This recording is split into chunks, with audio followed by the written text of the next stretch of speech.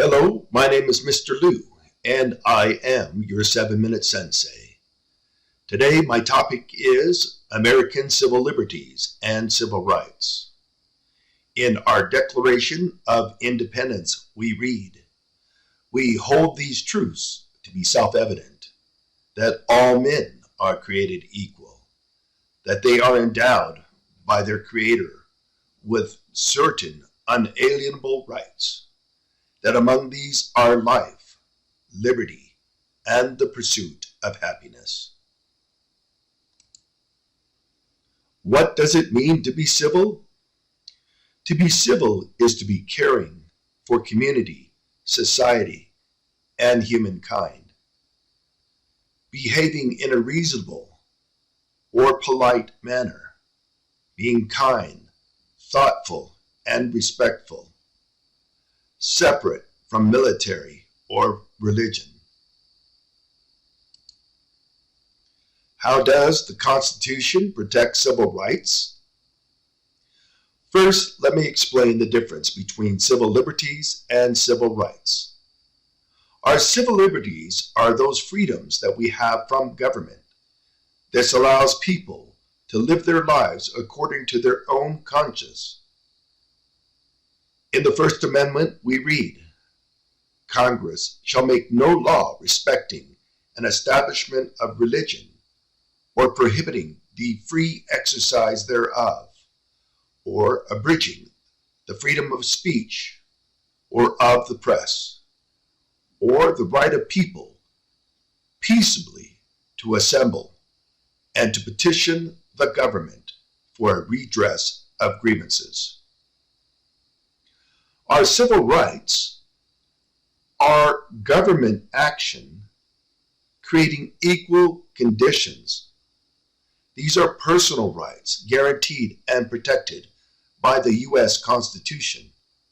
Our federal laws enacted by Congress, such as the Civil Rights Act of 1964 and the American with Disabilities Act of 1990.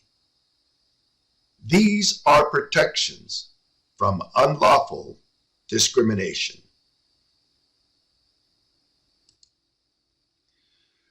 It is important for you to learn to practice civility in school. Schools must provide you the example and the model for how to live in a civil society. Schools can limit students' right to free speech and expression when necessary to achieve legitimate educational goals in a democratic and civil society. Teachers must do so for students of different backgrounds and abilities. Schools must provide a safe environment that is culturally responsive and promotes learning.